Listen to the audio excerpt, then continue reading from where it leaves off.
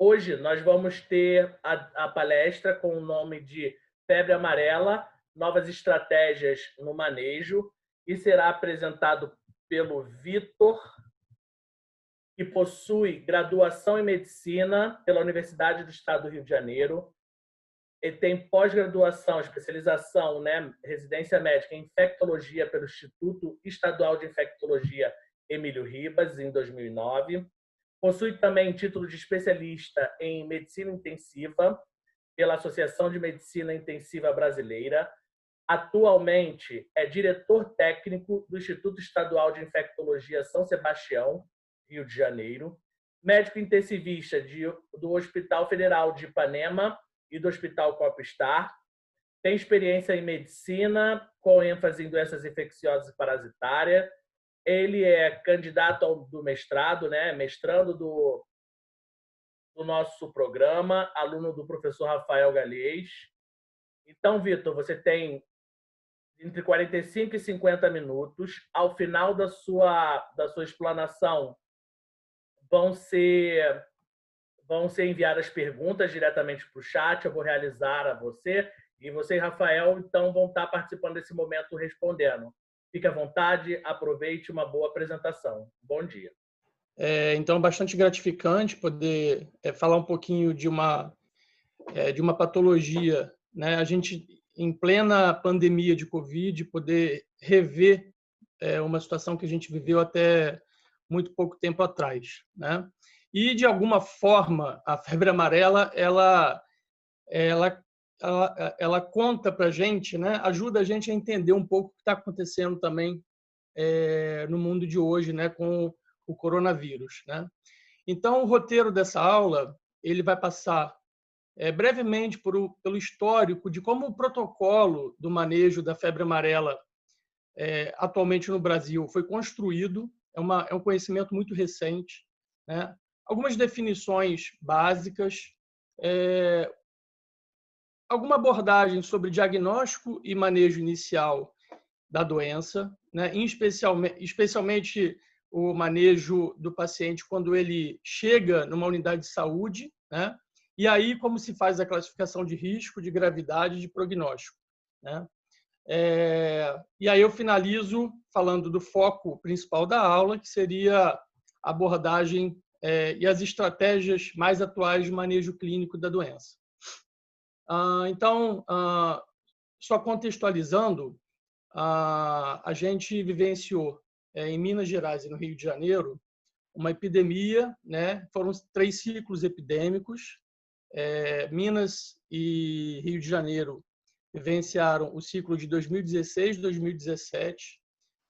Isso gerou, esse conhecimento e essa experiência, ela gerou em julho de 2018, em Belo Horizonte, uma oficina de discussão do guia de manejo, né? Foi esse primeiro guia que está aí à esquerda, que foi publicado em 2017 e que contava a experiência principalmente do grupo de Minas Gerais, do Hospital Eduardo de Menezes, né? Em setembro de 2018, a OPAS, né? Esses eventos sempre foram patrocinados pela OPAS.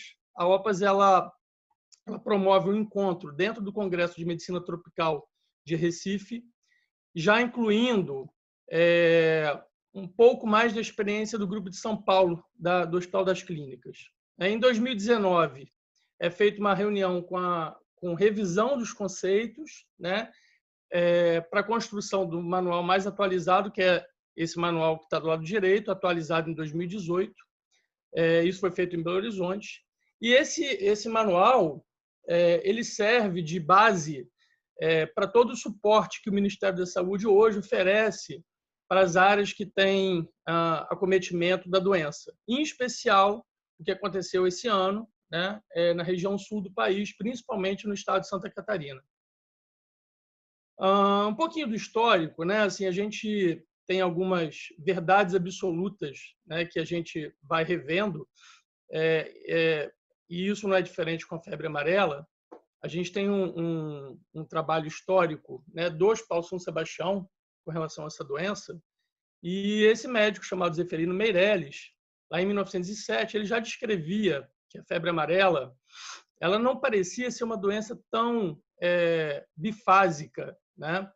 E ele já definia, com base na descrição clínica, né, descritiva, 3 formas de acometimento, né? Uma forma que ele chamava de benigna, uma segunda forma que ele chamava de biliosa, e essa terceira forma, isso em 1907, né, que ele chamava de forma anúrica ou hepatorrenal, né? E ele observou que essa forma anúrica ou hepatorrenal ela era mais grave e resultava em uma letalidade de 100% dos casos, né? Essa figura desse diapositivo ela mostra um dado histórico, né, da apresentação clínica evolutiva de pacientes que resulta no final em sangramento difuso. E essa fotografia dessa paciente é uma fotografia de uma paciente nossa que faleceu na UTI do São Sebastião. O que a gente vê é que não existe uma diferença muito grande, pelo contrário, né, são muito semelhantes, né? Então, o paciente que morria em 1907 de febre amarela, ele continua morrendo em 2020 de febre amarela, né? Ou 2017 também. É o que a gente viu em Minas, Rio de Janeiro, São Paulo e agora no Sul, numa proporção um pouco menor. A febre amarela ela é a primeira febre hemorrágica descrita no mundo. Ela é uma doença febril aguda, não contagiosa, tem um elevado potencial de gravidade nos casos sintomáticos. Ela é causada por um arbovírus do gênero Flavivírus, família Flaviviridae. É um vírus endêmico na África, na América do Sul, e é transmitido por vetores artrópodes, né? O vetor vai variar de acordo com o ciclo de transmissão, né? No ciclo silvestre, o Haemococcus e o Sabetes, e o Aedes albopictus e o Aedes aegypti no ciclo urbano. O período de incubação da doença é de 3 a 6 dias, né? Podendo se estender até 15 dias, com uma duração da viremia em torno de 7 dias. Isso é um dado de literatura mais antigo. Tem estudos com o ciclo epidêmico atual mostram que essa viremia ela pode durar mais tempo, tá? E a transmissão ela começa a acontecer 48 horas antes do início dos sintomas, até 3 a 5 dias após o início desses sintomas, né? Com essa peculiaridade que a gente viu nessa epidemia uma viremia mais prolongada, né, em alguns pacientes. Então, os ciclos de transmissão eles são o silvestre e o urbano. O ciclo silvestre é o ciclo responsável pelos casos atuais de febre amarela no Brasil, onde o homem, né, ele adentra áreas de mata, onde existe o ciclo natural da doença, e ele se infecta através do vetor presente nessa região. A gente não tem, desde a década de 40, a febre amarela urbana aqui no Brasil, em que o vetor é um vetor presente na cidade, a gente conhece bem, porque carrega também outros vírus, outros arbovírus, né? Um pouquinho do cenário epidemiológico. Do lado esquerdo, a gente no gráfico mais acima, é um dado histórico, né? Desde a década de 80 até 2018, mostrando que a febre amarela ela se comporta, do ponto de vista epidêmico, né? Ela é endêmica no Brasil, principalmente na região amazônica, e ela tem um comportamento de epidemias irregulares, né? Essas epidemias, esses ciclos epidêmicos, eles costumam vir a cada... Ele não tem uma regularidade de vinda, porém, eles perduram por 2 a 3 anos quando eles ocorrem, né? O que dá para observar é que, até o ciclo epidêmico atual, a gente tinha esse padrão, só que não numa proporção tão alta de casos, como a gente viu nesse último ciclo epidêmico, que começou em 2016, 2017, e, a princípio, finalizaria agora em 2020, né? Pelo menos é o que a taxa histórica de acometimento da doença mostra. No diapositivo abaixo, na figura abaixo, e nas que se seguem do outro lado, a gente vê, então, a continuação desse gráfico, né? Em 2017, 2018, sempre nessa época sazonal, entre dezembro e abril, maio, né? Um acometimento maior de casos, né? A gente, nesse período aí, teve 1.376 casos nesse período dessa semana epidemiológica, com 483 óbitos, uma letalidade de 35%. Isso, e em 2019, que é o gráfico mais à direita acima, a gente tem 96 casos confirmados, né? Uma letalidade que também foi muito parecida, mas com uma proporção de casos muito menor, né? E agora, em 2020, esse gráfico ainda não é um gráfico totalmente fechado para esse ano, mas com uma proporção de casos muito menor e concentrada na região sul do país, 17 casos confirmados, né? E em relação à dispersão geográfica da doença, o que a gente percebe e isso é muito importante, né, o georreferenciamento, para guiar principalmente as medidas de prevenção, né, no caso, eu falo da vacina, o que a gente vê é que os casos eles acompanham as epizootias, né? As epizootias estão em azul claro e os casos humanos em vermelho, triângulo vermelho. Então, os casos começam lá em Minas, né? E vão descendo, né? Rio de Janeiro, Espírito Santo, Rio de Janeiro, São Paulo, e vão descendo para a região sul do país, num modelo que é chamado de corredor ecológico, né? E auxiliou muito no planejamento de elevação da cobertura vacinal na região sul do país, né? Esse corredor ecológico ele começa mais na região litorânea dos estados do sul, né? Principalmente ali Paraná e Santa Catarina, e depois ele vai se estendendo para o interior, né? Não por acaso os casos que a gente observou na região sul, principalmente Santa Catarina, que foi o estado que tinha a menor cobertura vacinal, eles ocorreram nessa região do Vale do Itajaí, que é exatamente abaixo, digamos assim, dessa região onde ocorreram as epizootias. Em relação à fisiopatogenia da doença, não vou me prender, mas é importante apenas frisar que a febre amarela ela é uma doença sistêmica, né? A partir do momento em que ela faz a viremia, ela ocasiona uma resposta inflamatória exacerbada, né? Tal como o Covid, mas diferente do Covid, né? E depois eu vou explicar por quê a gente pensa assim, né? Mas essa resposta acaba resultando em quadros de hemorragia, choque, né? E a febre amarela, o órgão de predileção inicial da doença é o tecido hepático, é o fígado, tá? Mas também acomete tecido renal, coração e vasos, né? Endotélio, tá? Isso gera e participa dessa cascata inflamatória e gera o que a gente vê na clínica.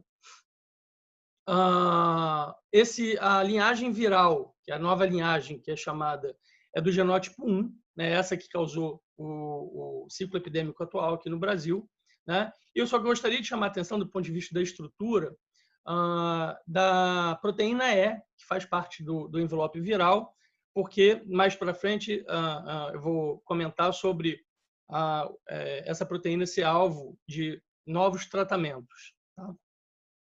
Ainda sobre a etiopatogenia, sem querer me detalhar muito, vou frisar aqui que o mecanismo principal de fisiopatogenia, e isso alguns trabalhos de anatomia patológica, né, de casos que foram a óbito, mostram muito bem, isso está muito bem documentado, o mecanismo principal de morte celular é a apoptose, né, com pouca inflamação. Né? Então, o que sugere que, por exemplo, terapias anti-inflamatórias, por exemplo, o corticoide, para a febre amarela, ele não parece ser interessante, não parece resultar em benefício. A gente chegou a pensar nisso, chegou a utilizar em alguns casos, mas além de não ter nenhuma evidência robusta na literatura, não parece ser por onde a gente vai caminhar, né? Diferente aí do que a gente está vendo atualmente na discussão do Covid, apesar de ser muito precoce essa discussão ainda. Então, numa situação de surto, a definição de caso suspeito, né, ela começa sempre com uma febre de início agudo, súbito, que dura 7 dias, né, e acompanhada de 2 ou mais desses sintomas que estão aí, que são muito inespecíficos. Né? Eu vou falar mais para frente sobre cada um desses sintomas, Mas é importante, principalmente para fins epidemiológicos e de notificação, que a gente parta de uma definição de caso, né? E aí, no caso de surto, o critério de vacina ele é excluído. Para diagnóstico laboratorial etiológico, né, da doença, a gente utiliza amostra de sangue, urina, líquor, saliva e tecidos, né? A gente tem métodos sorológicos, em especial o ELISA por captura de IgM, né, que a gente começa a ver positivação a partir do 6º dia de sintoma, né, ou né, isolamento viral, ou detecção do genoma viral pela técnica de PCR em tempo real, que a gente pode solicitar na fase mais aguda, que é aquele momento da viremia, tá? Ou no paciente que vai a óbito até 24 horas após o óbito. Uma outra forma de documentação do diagnóstico também para pacientes que vão a óbito, ou para pacientes que, porventura, façam coleta de algum material fluido ou tecido, fazer a imunistoquímica, né, para detecção de antígeno viral, ou também do PCR desses materiais. Agora falando um pouco, entrando na questão do manejo, né, iniciando o manejo do paciente com suspeita de febre amarela, o que é descrito classicamente na literatura são infecções inaparentes ou subclínicas, né, em cerca de metade dos casos, formas sintomáticas leves a moderadas, 20% a 30%, graves, 10% a 20%, e as formas malignas, entre 5% e 10% do total. É descrita na literatura a tal evolução bifásica clássica, né, com 3 estágios, né, o estágio de infecção, depois um estágio de remissão e após um estado toxêmico, né? O que chama atenção, independente aqui desse conceito, é que o que predomina é uma disfunção hepatocelular. Tá? Isso a gente vê, a expressão disso laboratorialmente é aumento de transaminases, né? Aumento expressivo de transaminases. Esse trabalho é um trabalho que ele compila 11 estudos anteriores de febre amarela, tanto na América quanto na África, e que corrobora esse dado clássico de divisão, de distribuição do perfil clínico, né? E ele mostra, ele faz um modelo probabilístico, né? Que mostra que para cada caso grave a gente teria 9 casos assintomáticos ou leves, né? Isso gera uma taxa de 55% estimada, né? De casos leves, 33%, e de casos graves, 12%. Tá? Desses casos graves, metade, um pouco mais da metade, seriam casos graves não fatais, 53%, e casos fatais, 47%. Né? Do ponto de vista numérico, para cada óbito, a gente teria 21 outras infecções, sendo 12 assintomáticas, 8 leves e um caso grave não fatal. Por isso que ele coloca aí que é a ponta do iceberg, né? Esse trabalho, além de corroborar o dado da literatura mais clássico, ele também ajuda muito na estratégia inicial, né? Quando a gente começa a ter casos de febre amarela, normalmente o primeiro caso, o caso índice, é um caso de óbito, né? Então, a gente consegue, a partir dos óbitos iniciais, estimar quantos casos a gente está lidando na população. Tá? E aí daí vem essa pirâmide clássica, né, que todos os trabalhos mostram. Né, esse pesquisador brasileiro ele publica bastante sobre febre amarela. E aí tem essa pirâmide, aí, essa ponta do iceberg, é o que a gente enxerga na ponta da assistência. Do ponto de vista evolutivo, então, como eu falei, né, apesar da gente não ver isso, não ter visto isso nesse ciclo epidêmico, a gente está reconstruindo esse conhecimento, mas classicamente, então, são 3 períodos, né? Período de infecção, período de remissão e depois intoxicação. E o que é interessante, isso também é um dado totalmente novo da literatura, mostrando que os pacientes que convalescem, né, os que não vão a óbito, mas se recuperam, alguns apresentam um quadro após a doença inicial com uma recrudescência, digamos assim, da icterícia do quadro hepático, mas que é um quadro mais benigno. Tá? Existe uma nova elevação de TGO e TGP, não tem presença viral, né? A gente não consegue detectar viremia nesses casos, parece mais um quadro inflamatório e que tem evolução benigna, mas que exige segmento ambulatorial. Bom, então entrando no perfil clínico, epidemiológico, laboratorial dos nossos pacientes, né? Então aqui eu vou basicamente falar de 3 coortes. A nossa coorte do Rio de Janeiro, do São Sebastião, a coorte de São Paulo, aí capitaneada pela doutora Ró, que publica esse trabalho, e uma coorte que não foi publicada, mas que foi a primeira coorte que foi construída lá em 2016, 2017, na época do surto no norte de Minas. Né? Eu tive a oportunidade de ir lá participar, fiquei 30 dias lá atendendo esses pacientes e aprendendo febre amarela. Eu não sabia nada de febre amarela e fui para lá aprender um pouco, já imaginando que a gente viveria isso no Rio de Janeiro naquele mesmo ano. Tá?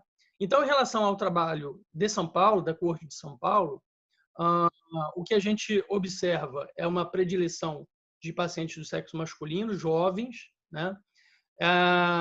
Com poucas comorbidades, né? A comorbidade, principalmente em Minas Gerais, mais importante era o etilismo, né?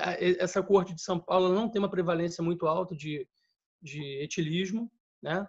E um tempo curto, né, entre o início da doença, dos sintomas, e a admissão no CTI, com uma mediana de 6 dias. Em relação aos sintomas iniciais de admissão, né, e não de evolução, febre, né? Ou seja, aqui em percentual 89%, mostra para a gente que a febre, apesar de ser extremamente frequente, e é interessante que ela seja colocada como definição de caso, né, pela sensibilidade do sintoma, ela não é obrigatoriamente estar presente na entrada. 10% dos pacientes, em média, aqui nesse trabalho, não tinham febre. Náusea e vômitos, né? Ou dor abdominal, é extremamente prevalente. Isso é uma coisa que chama atenção e a gente categoriza para nos alertar de que esse paciente pode estar evoluindo com febre amarela, né? Porque quando esse paciente chega, ele chega com um diagnóstico diferencial de febre amarela, leptospirose, hantavirose, febre maculosa, dengue e outras arboviroses, né? Mas chama atenção a prevalência dessa queixa. Os sintomas mais inespecíficos, né, dor muscular e cefaleia, eles não são tão prevalentes. Né? Ajuda a gente, por exemplo, a distinguir com, por exemplo, dengue, né, cujos sintomas são muito mais prevalentes, sintomas inespecíficos, né? Em especial a cefaleia e a mialgia.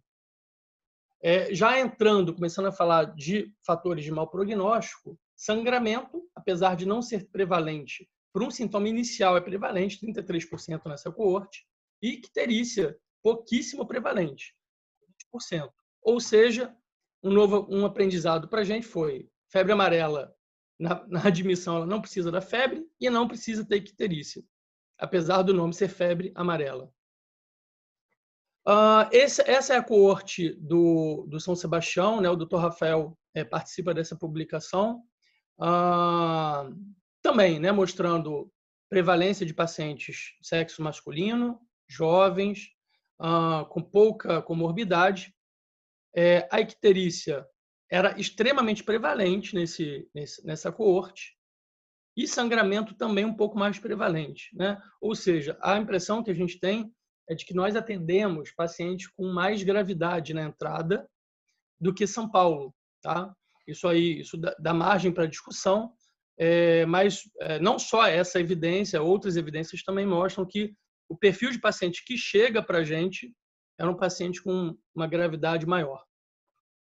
Essa coorte lá de Teófilo Otoni, né, do norte de Minas, também, né, uma mediana de idade baixa, prevalência de sexo masculino, poucas comorbidades, o etilismo acometendo metade da população, né, e aí as mesmas características. Tá? Então, basicamente, quando a gente vê esses pacientes com febre amarela, dessas coortes, a gente está diante de um paciente que é homem, é jovem, saudável, Normalmente ele chega sem nenhum grau de acometimento neurológico, e aí no caso eu estou falando da encefalopatia hepática, sem disfunções orgânicas importantes e com tempo médio curto de permanência na UTI. Isso foi a lição inicial da epidemia, né? Ou seja, os pacientes chegavam e morriam em 72 horas, a grande maioria. Isso todas as coortes vivenciaram. A nossa coorte tem um tempo de permanência um pouco maior, mas a gente vivenciou essa mesma situação. Pacientes que chegavam e morriam em menos de uma semana e muitas vezes em 72 horas ou menos.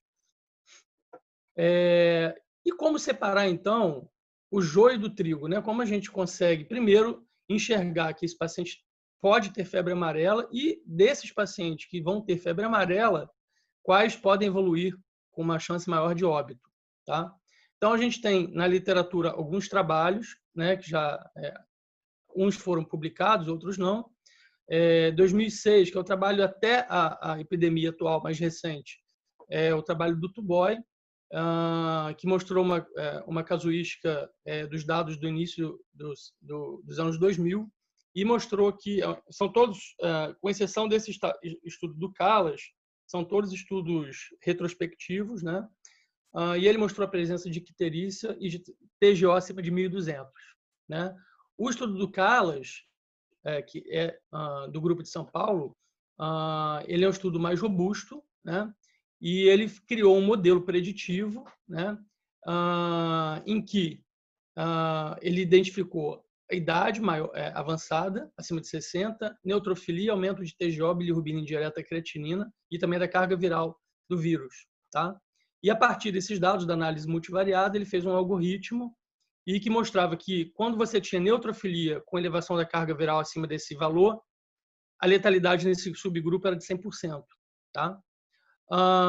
Esse trabalho também de São Paulo, que é muito importante também, né? Porque é um novo aprendizado da doença.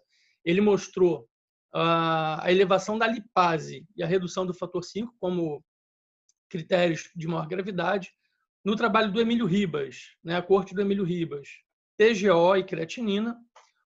O trabalho da corte do Rio, alteração na função renal, seja oligúria, aumento de escórias e também aumento de transaminases.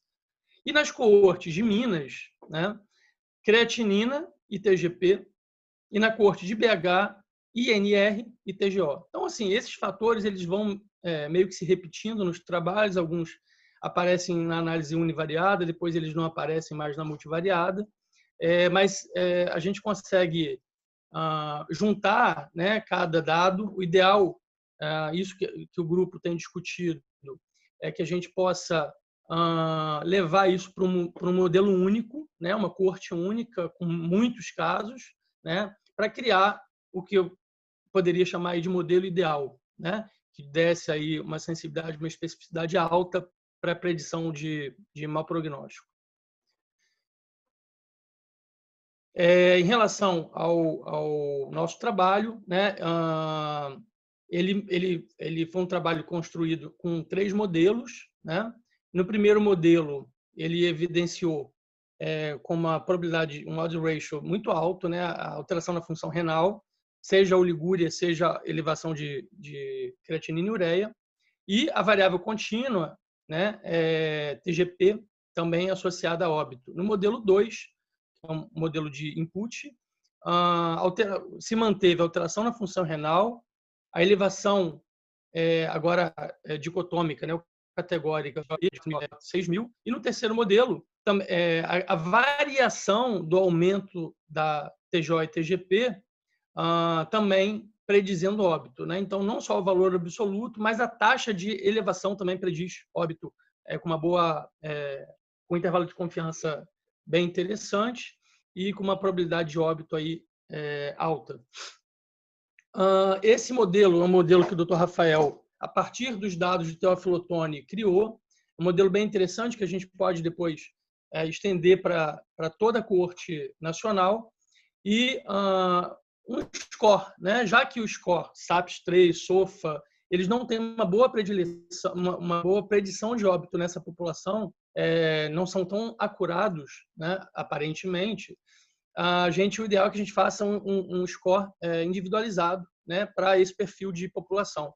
E aí, nessa coorte mineira, foram incluídas a creatinina, TGO, o INR, lactato, que a gente atualmente não acha que possa ser um parâmetro com boa especificidade, a confusão mental, né, oligúria.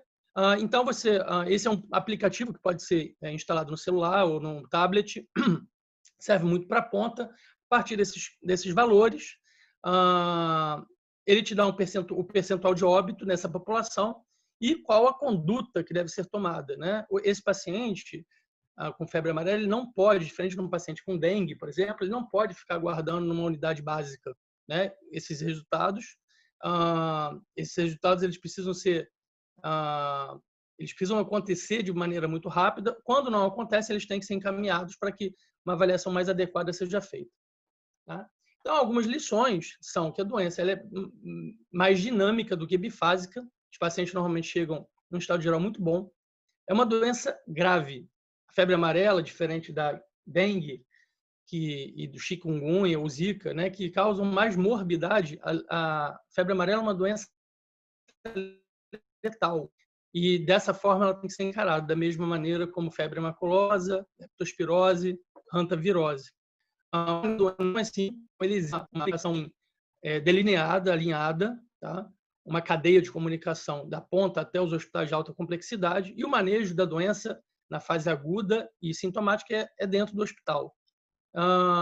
Então, perguntas, né? Quais exames a gente tem que eles compõem a avaliação inicial? Quais características clínicas e laboratoriais devem indicar a intervenção terapêutica? Tá?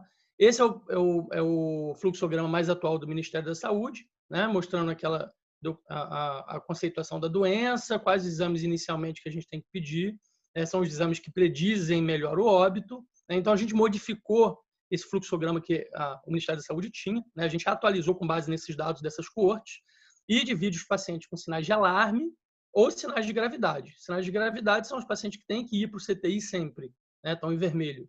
E os sinais de alarme, eles podem significar pacientes com formas moderadas da doença, que exigem internação hospitalar, ou formas leves, que também exigem observação hospitalar. Ou seja, o paciente com febre amarela na fase inicial, ele não vai para casa. Ele não faz a reavaliação após 48 horas, como a gente faz com outras doenças agudas febris. Então, aí os pacotes eu não vou entrar em detalhes, mas os pacotes de exames, né, para cada um desses grupos, né? Claro que o grupo de CTI ele vai ter um pacote muito maior, incluindo culturas, parte de coagulação, toda a parte metabólica, hepática e renal, né? Além de gasometria, função renal, raio-x e eco. Tá? Então, é fundamental que a gente estratifique o risco de óbito desse paciente, otimize o tempo de resposta para encaminhamento desse paciente até a sua referência e com manejo bastante precoce, né? E eu vou definir o que a gente chama de precoce, minimamente invasivo. Então, um caso real, né? Um paciente masculino, jovem, né? Exatamente aquele quadro que a gente descreveu, quadro febril agudo, né? Lá em Valença. A gente atendeu bastante paciente dessa região no ciclo aqui carioca e chega após 40 observação. Vou falar do tema principal da aula, como que a gente encaminha esse paciente, conduz esse paciente. Né? Do ponto de vista neurológico, aí aqui eu vou dividir por sistemas, não que a gente divida o paciente por sistemas, mas para facilitar a compreensão. Né? Então, em cada sistema eu vou estar trazendo dados das 2 ou 3 coortes. Né? Então, a coorte Paulo, né?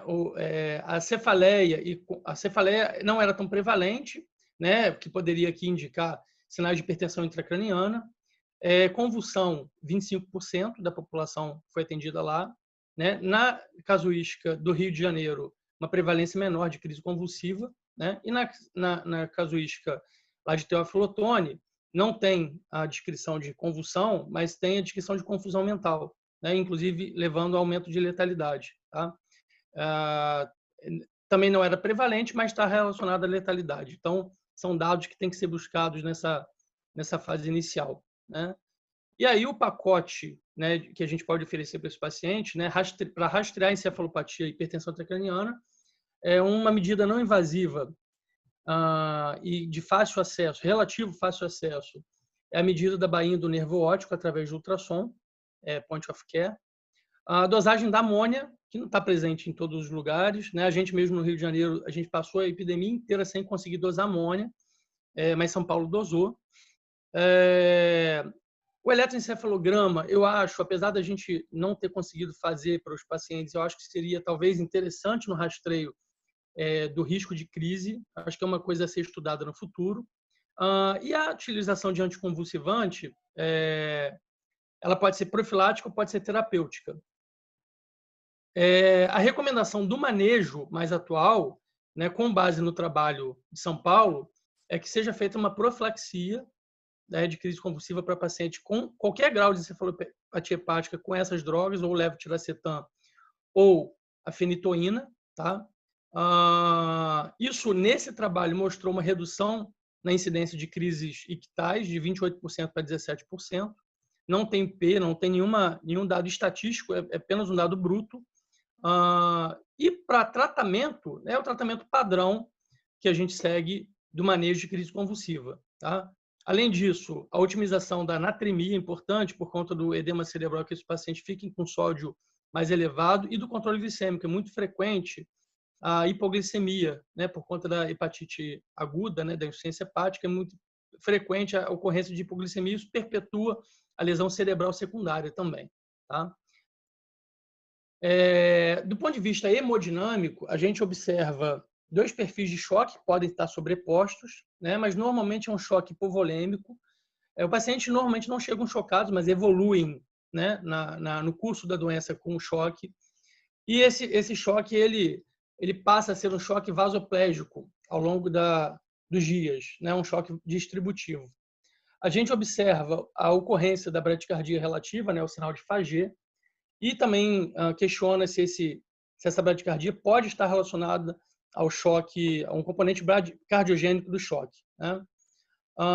Aqui, a escolha dos vasopressores inotrópicos é importante. É muito importante a avaliação do status volêmico, né, do paciente, da fluido-responsividade, e aí entra aqui como ferramenta a avaliação por ultrassom da veia cava inferior e o próprio ecocardiograma para avaliação da função. E a meta para esses pacientes é que eles fiquem euvolêmicos, né? Eles costumam tolerar muito líquido, mas o líquido em excesso perpetua coagulopatia, e isso não é interessante, tá? A ocorrência de arritmia supraventricular no trabalho de São Paulo mostrou uma prevalência de 27% dessa população com exame de troponina normal, tá? Então, os pacientes podem fazer arritmia, principalmente supraventricular, sem alteração laboratorial de miocardite, que é o que se interroga, né? Então, em relação ao manejo hemodinâmico, a meta é manter aqueles parâmetros de macroperfusão adequados, diurese, PA. A escolha do vasopressor, né? Inicialmente a noradrenalina, com base nos trabalhos de sepse. A gente advoga, né, o uso da adrenalina como segunda droga, antes até da vasopressina. E quando a gente começa a associar mais de uma droga vasopressora, o azul de metileno, né? Nosso grupo tem uma experiência com o uso dele, e ele é interessante porque, como ele bloqueia o GMP, a via do GMP, ele melhora a sensibilidade às catecolaminas, né? Então, a gente consegue reduzir a dose das aminas para colocar o paciente em circulação extracorpórea, tá? A dobuta como inotrópico naqueles casos que, teoricamente, podem evoluir com choque, tá? Então, a ocorrência de instabilidade inicial é baixa, tá? E de uso de droga vasoativa é baixa também. A diálise, a indicação é precoce no sentido de que pacientes que tenham encefalopatia, disfunção orgânica ou instabilidade hemodinâmica com acidose merecem iniciar o tratamento, mesmo quando a classificação de CADIGO é 1 ou 2, tá? sempre que o paciente tiver acidose metabólica, com bicarbonato menor que 18, tá? Com hipervolemia, hipercalemia ou ligúria. Priorizar métodos lentos ou contínuos, por conta da instabilidade hemodinâmica que esses pacientes fazem. Lembrar que é uma acidose muito difícil de reverter, precisa de grandes amontos de bicarbonato. Tem muita ocorrência de distúrbio eletrolítico, tá?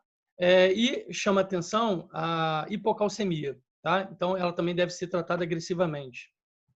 Aí são os dados de insuficiência renal, tá? A creatinina na coorte paulista era alta de entrada.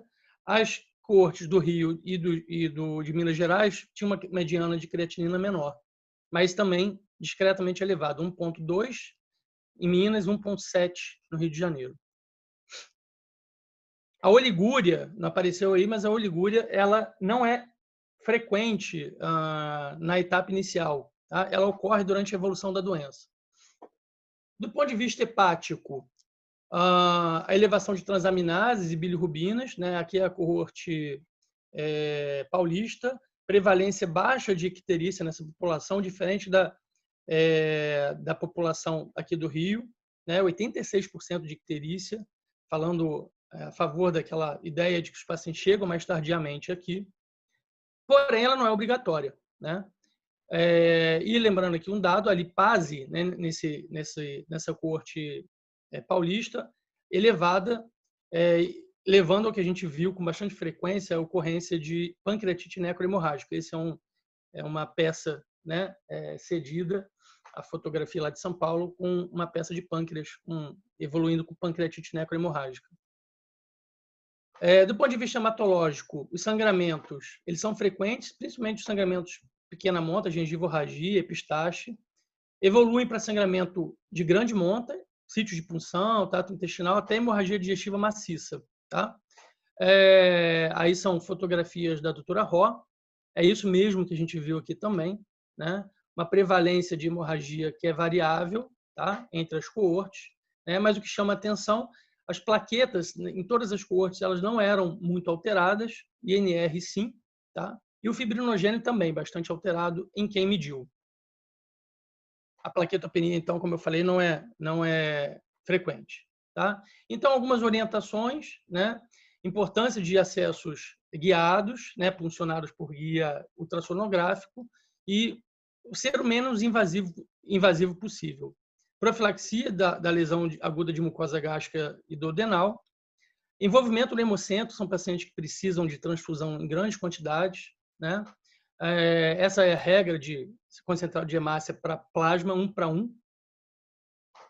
E aí algumas regras, não vou entrar em detalhes, né, de como manejar esse paciente do ponto de vista de sangramento, plasma, hemácia, plaqueta e crio precipitado.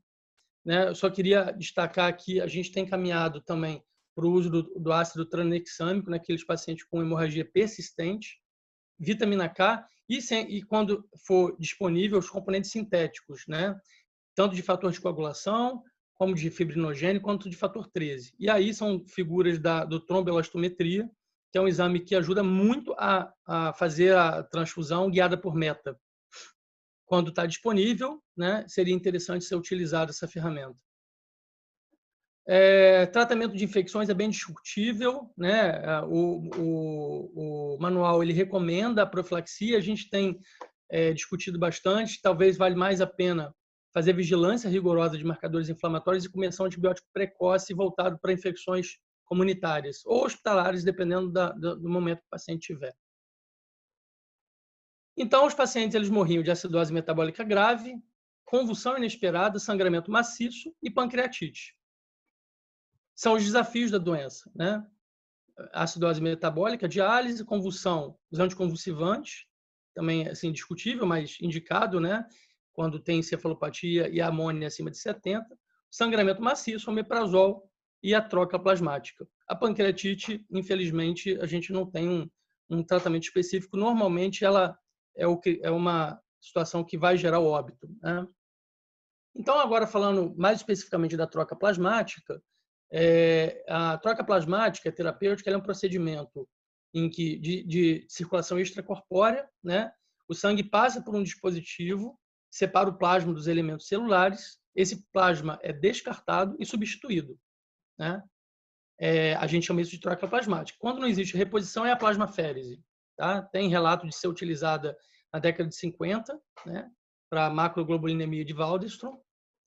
São duas técnicas, né, de centrifugação que o grupo de São Paulo utiliza, tem algumas especificidades, e a filtração, que utiliza um filtro, o tipo de separação dessas moléculas vai depender dessa técnica. Tá? Esse é o modelo que a gente utilizou aqui no Rio. Insere, né, conectado o plasma filtro e o filtro da diálise. Tá? Então, fazendo o mesmo procedimento em um tempo só. Tá? Isso é uma técnica que a gente aqui no Rio de Janeiro que estabeleceu, né? E isso também é hoje recomendado no manual. É uma das recomendações. Tá? O fluido de substituição pode ser cristalóide, soro ou plasma, que é o que a gente utiliza. E lembrando que a plasmaférese, ou a troca plasmática, ela já tem evidência 1A, né, de recomendação do guideline de aférese terapêutica. Então, a gente já tinha uma evidência robusta na literatura de que esse tratamento poderia ser utilizado nessas situações de hepatite fulminante. Tá? Esse trabalho é o trabalho de 2016 do Larsen, né, que é o trabalho assim mais importante, né, para essa terapêutica. A gente se baseou nele para montar o nosso protocolo. Né? Algumas situações em relação à troca plasmática. Né? Outros dispositivos de suporte hepático não mostraram redução de mortalidade até o momento. Tá? A plasmaférese ela já é tratamento padrão de outras patologias imunomediadas, e esse trabalho mostrou como endpoint primário sobrevida livre de transplante, né, e secundário sobrevida após transplante nos grupos que fizeram. Alguns pacientes, né, não conseguiram fazer todas as sessões, né, e foi comparado o tratamento padrão com controle, o controle com tratamento intervenção, tá, e também depois uma coorte de avaliação de efeitos imunológicos. E aí eu não vou entrar também em detalhes, porque a gente já está com o tempo avançado, mas mostrando que o choque melhorou, o lactato clareou, bilirrubina reduziu, transaminase caiu e INR melhorou ao longo dos dias. Tá? E a curva de sobrevida, né, mostrando aí uma redução aí em torno de 20%, né, de risco absoluto de óbito na coorte, no subgrupo de paciente que fez a troca plasmática. Né? Então, esse aí são fotografias, né, disso acontecendo na prática, né, lá na nossa unidade. E o racional, né, é que você remove anticorpos, citocinas, imunocomplexos, repõe fator de coagulação através do plasma e modula o sistema imune. Tá? Então, as indicações, né, é a ocorrência de encefalopatia com ou até sem, né, um ou mais desses critérios, né, o fator 5 menor que 30, ou amônia maior que 70, a ocorrência de uma ou mais disfunções orgânicas quando você não tem amônia e fator 5 disponível. Né? A gente definiu como a gente não conseguiu no Rio dosar amônia e fator 5, aumento de transaminase, esse limiar aqui a ser definido, alargamento do INR e redução do fibrinogênio. A prescrição inicial é de 3 sessões, a gente está revendo, né, essa estratégia, com volume de plasma de 15% do peso corporal ideal, com infusão de 1 litro por hora, insere com hemodiálise e com vigilância do cálcio. Tá? Então, aqui mais uma figura mostrando. Essa é a prescrição da troca plasmática. Um pouco dos dados, né? Em relação aos dados do Rio, foram 12 pacientes com 7 óbitos, uma letalidade de 58%. Aquilo que aconteceu como o Larsen, né? Muitos pacientes não conseguiram fazer sessões efetivas ou não conseguiam, chegavam tão graves que não conseguiam entrar no tratamento. Então, são ainda resultados muito parciais, né? Foi feita uma estratificação pela TGO de chegada, né, no modelo logístico binário, para a gente fazer os dados que a gente tem. e a gente dividiu os grupos em menor risco, maior risco ou grupo de troca plasmática, né? Essa é a letalidade em cada um. Algumas limitações, né, do método que a gente pode pormenorizar depois. Eu queria focar aqui na curva de sobrevida, né, dessas três coortes, dessas três subgrupos, e na coorte à direita do grupo de São Paulo, né, que comparou o tratamento padrão com a troca plasmática, em 2018. Tá? E em 2019 e 2020, isso aí é uma proposta da RO, ela observando que ainda alguns pacientes faleciam após a fase das 3 sessões, ela propondo um tratamento mais intensivo, com 2 trocas por dia, com a volemia inteira, né? Com transfusão programada entre essas trocas, por conta do risco de sangramento, o uso do ácido tranexâmico com desmame gradual. Isso é uma discussão dos grupos, né? Mas depois que ela implementou esse protocolo, os dados dela são assim bem interessantes, né? Redução importante no número de óbitos, né? Esse gráfico de sobrevida mostra isso, né? De 15% para 86% sobrevida. E, mais atualmente, na coorte do Sul, né? São dados ainda muito incipientes, mas foram 2 óbitos antes da troca plasmática ser estabelecida lá. O grupo que deu apoio lá foi a Ró e o Rafael, o Dr. Rafael, e 100% de letalidade antes, né? Apesar de poucos casos, também são dados bem interessantes. Transplante hepático, eu não vou entrar em detalhes, né? Ele, apesar dessa portaria, os dados da literatura mostram, essas aqui são algumas indicações, assim, muito discutíveis também, né? Os dados da literatura mostram que os pacientes que foram submetidos a transplante, né? Esses são dados de São Paulo, eles faleceram, né? Uma parte deles faleceu, e o que é mais interessante, a forma como eles faleceram foi, a princípio, por reativação da doença viral. Tá? E morreram com o mesmo quadro de choque e hemorragia que a gente via no paciente com a febre amarela inicial. Né? Então, é um tratamento que não é definitivo, além de ser extremamente caro e difícil de você conseguir uma janela de oportunidade para esse doente. Tá? Então, o transplante de fígado ele é questionável hoje porque, com a troca plasmática, a gente consegue ter tempo, né, de recuperação da função hepática, e aí, a princípio, esse paciente não precisaria transplantar. E esses pacientes, a princípio, também não evoluem com doença hepática crônica, né, apesar daquele recrudescimento. Então, os desfechos, né, 2018, uma taxa de mortalidade disso em São Paulo, 63%, e 2019, 14%. E a gente chama isso aí de bundle da febre amarela, né? A partir desses cuidados todos que eu falei mais acima, né, de todos os sistemas, a gente consegue, nessa coorte lá de São Paulo, ter uma redução importante da letalidade. E aí, para finalizar, apenas alguns insights, né, do que está por vir, né?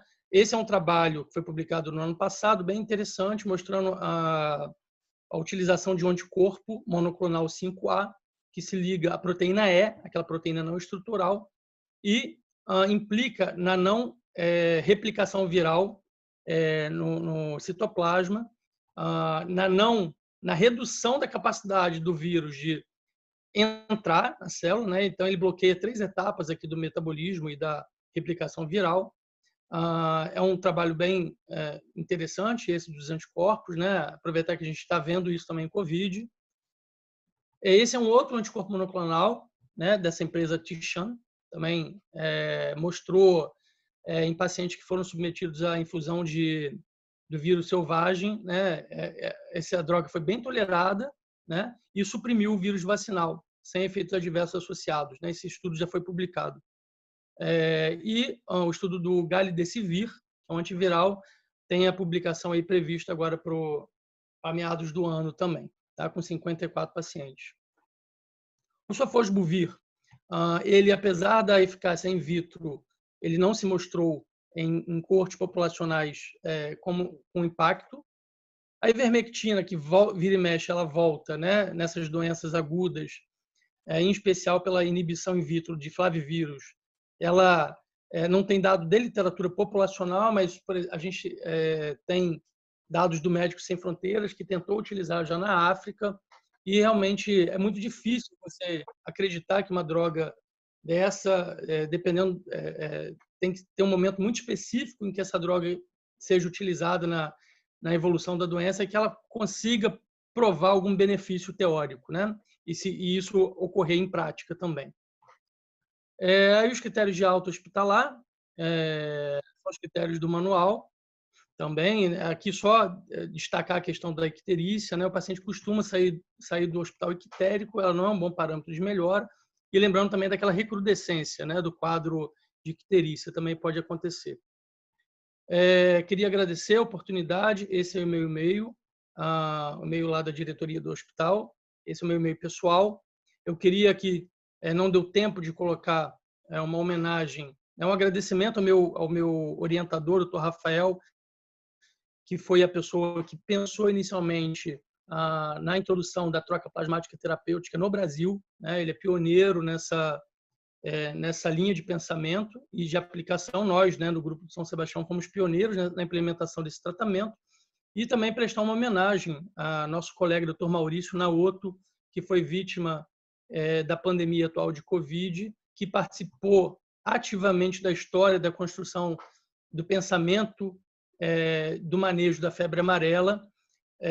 Então, gostaria de relembrá-lo nesse momento e agradecer por toda a participação e amizade dele nesse tempo que ele esteve com a gente. Obrigado. Mais uma vez, né? Muito obrigado, Vitor. Obrigado pela apresentação. Meus sentimentos pela perda da equipe. É um momento muito difícil que todo mundo está atravessando. E cada vez mais o momento aqui no nosso país, infelizmente, torna-se cada vez mais assustador e difícil. Então, é muito ruim ouvir essas notícias e saber que cada vez mais serão notícias reais para nós dentro da nossa vida, né? Dentro do nosso círculo de convivência. Bom, nós vamos abrir agora o espaço para as questões. Para quem tiver pergunta, sinta-se à vontade através do chat de enviar perguntas para que a gente possa, nesses minutinhos agora, explorar um pouco o Vitor e o Rafael sobre as possíveis dúvidas que possam estar surgindo entre vocês.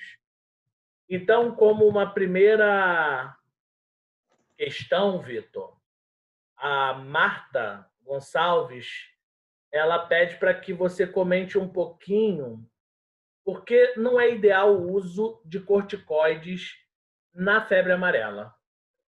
Por que o não uso? O não uso, porque não é indicado usar corticoide em pacientes com febre amarela. Uhum. Então, eu não coloquei os poucos dados da literatura que a gente tem. Os dados de corticoide em febre amarela, eles são relatos de caso, né? Alguns poucos relatos de caso com um teórico benefício, né? Então, primeiro, assim, o uso do corticoide diferente, por exemplo, da troca plasmática, em que a gente já tem uma evidência robusta na literatura. O corticoide ele não tem evidência nenhuma, né? Só relato de caso. Então, esse é o primeiro ponto, né? O do não uso, né?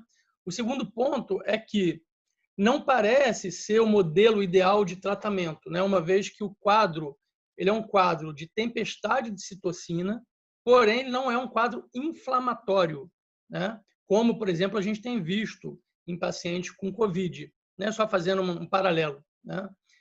Não estou defendendo o uso do corticoide em COVID, eu acho que é muito prematuro a gente estabelecer isso como conduta definitiva, mas em febre amarela realmente não parece que o caminho é esse, né? O mecanismo de doença celular ele é a apoptose e o corticoide ele não resolve esse tipo de problema, tá? Então são dois motivos, né? Primeiro, baixa evidência ou nenhuma evidência científica de que isso seja eficaz, e segundo, e o racional fisiopatológico da doença não caminha para o uso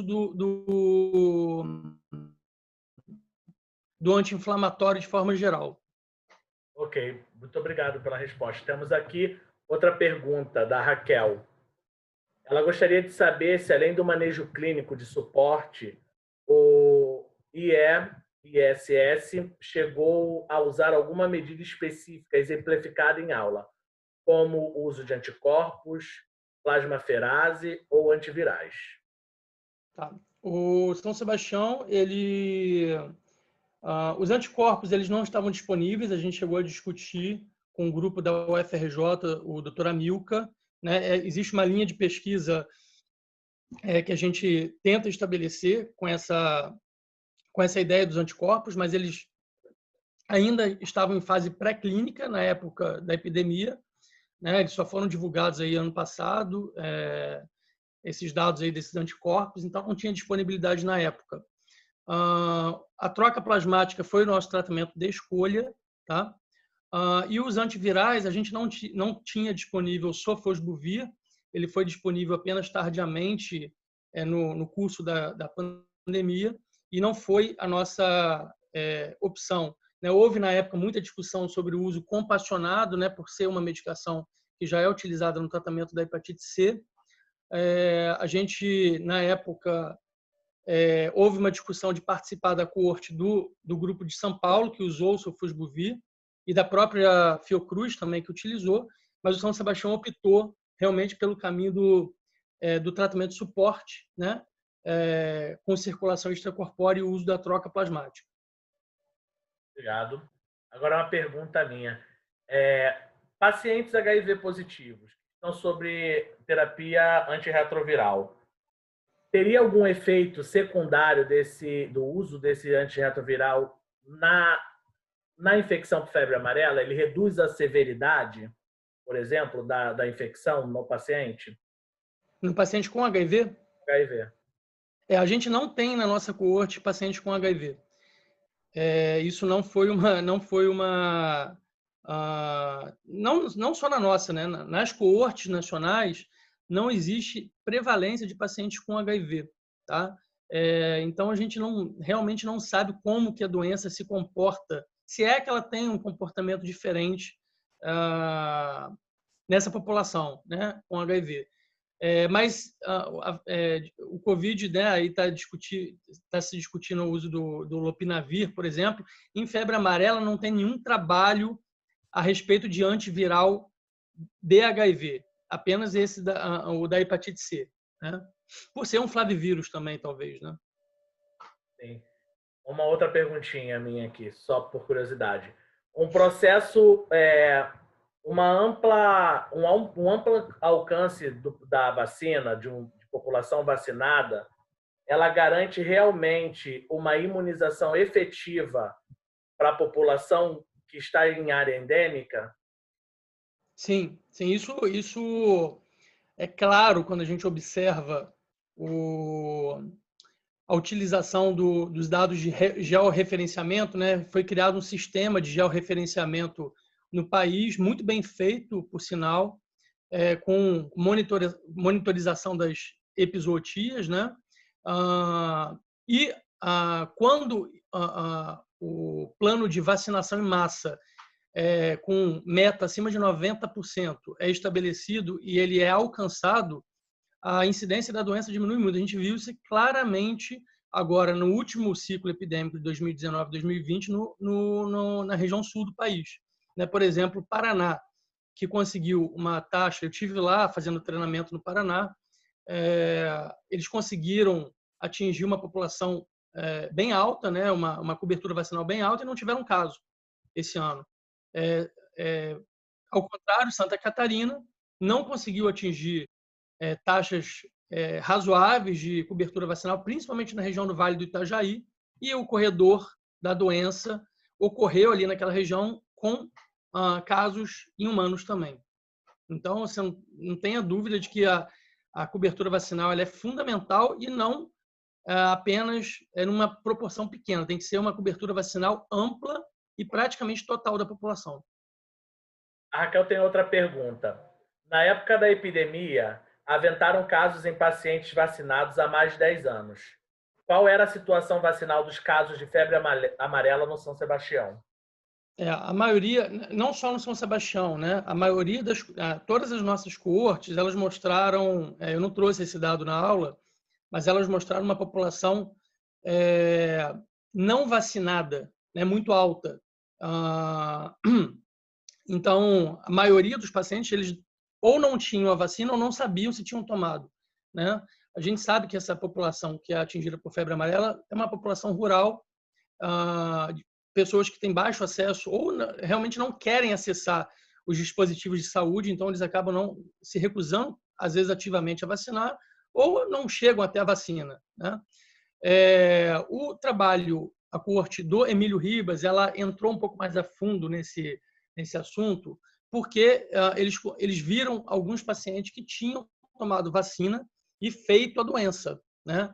E aí sequenciaram, esses pacientes foram sequenciados, e o genoma que foi sequenciado era o genoma do vírus vacinal, do vírus selvagem, e não do vírus vacinal, né?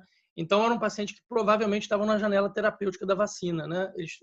Isso também, a gente também, apesar de não ter feito sequenciamento, em Minas também isso acontecia. No meio da epidemia, os pacientes desesperados eram vacinados, né, num desespero, só que muitas vezes eles já estavam na incubação da doença. Então, a vacina não protege o paciente que já está com o vírus em incubação ou até mesmo já com sintoma, né? Agora, é uma outra perguntinha minha. Existe dentro da equipe de vocês, do professor Rafael, um trabalho integrado com uma visão zoonótica, né? uma vigilância zoonótica desse vetor e tudo mais, no que referente à propagação do vírus, com a clínica, com os dados. Ou seja, a minha pergunta é basicamente: existe uma vigilância que tem impacto diretamente no número de pacientes? Isso é Sim, efetivo? sim. A gente também é pioneiro, né, nesse trabalho, né? Isso acho que é um trabalho. Eu tive a oportunidade de ir para Minas, né? E também a gente conversa bastante com a doutora Ró. Os paulistas, eles são mais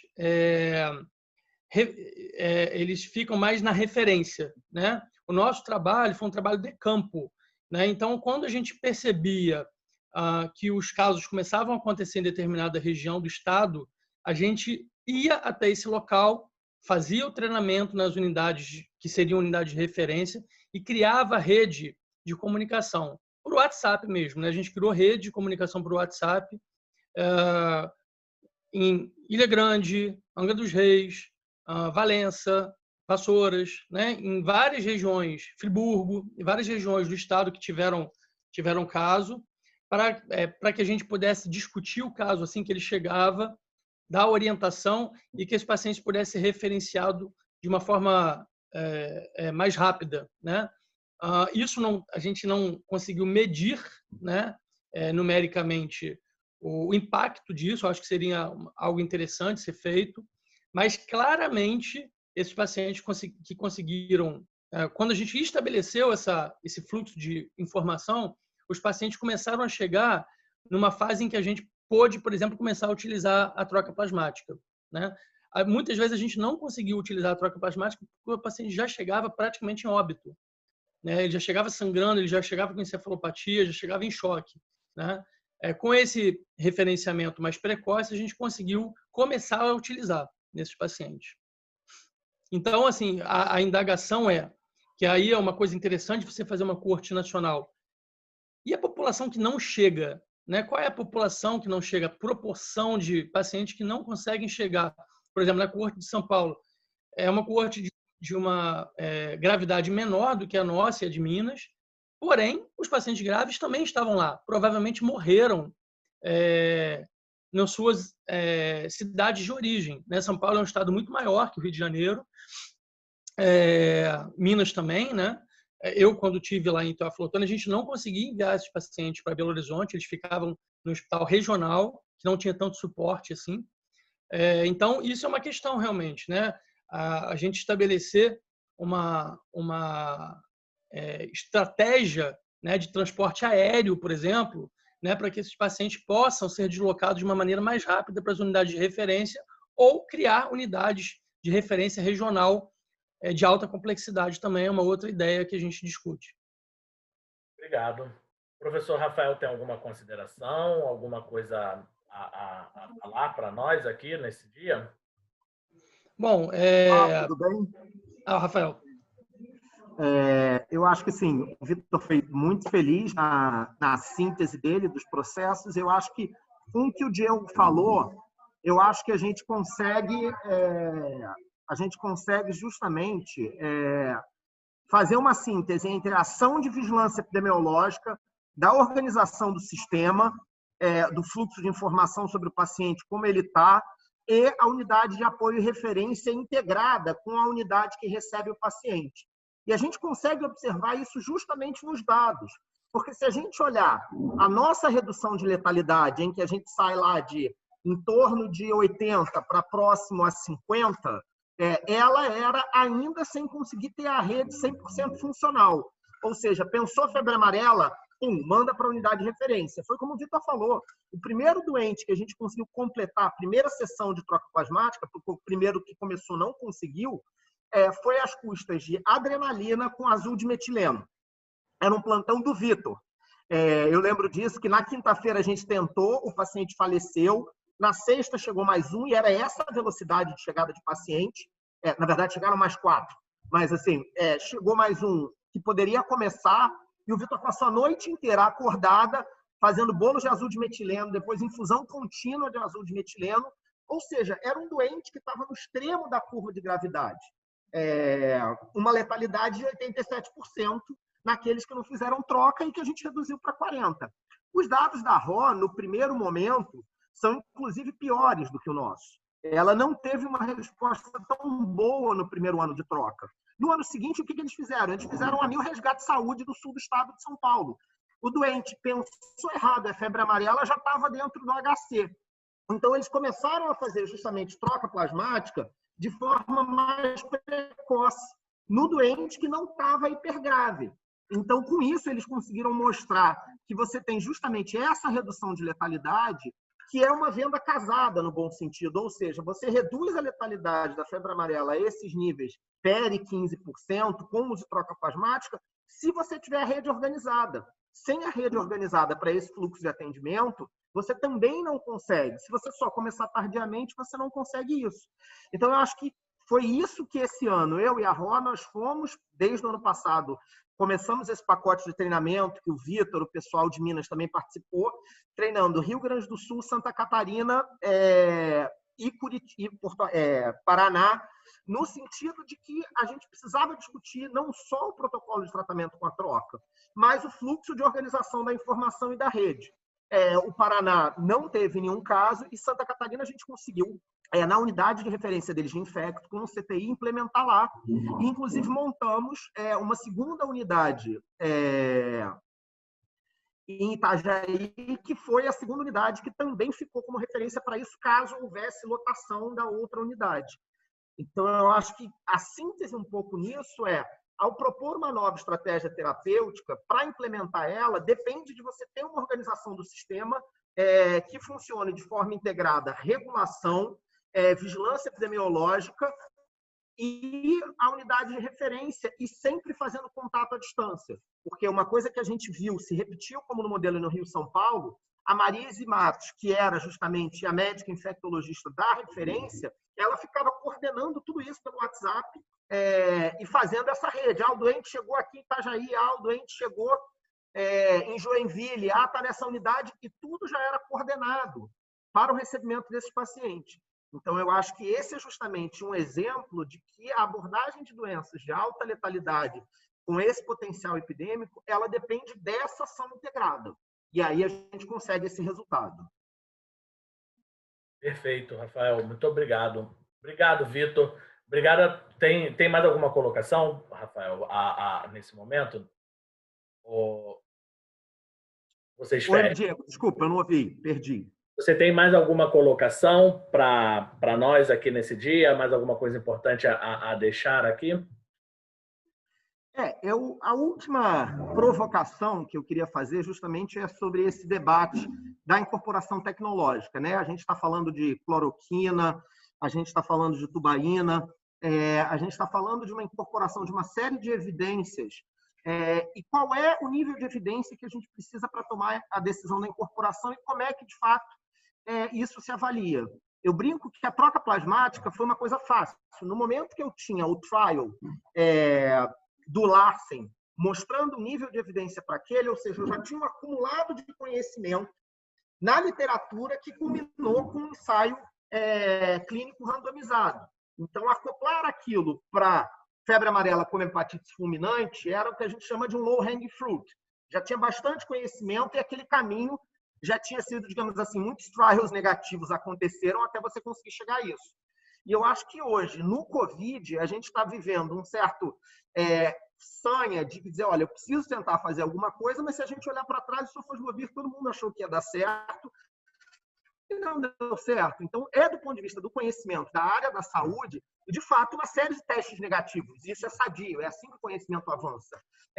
Mas eu acho que a gente precisa sempre caminhar olhando a árvore de evidência.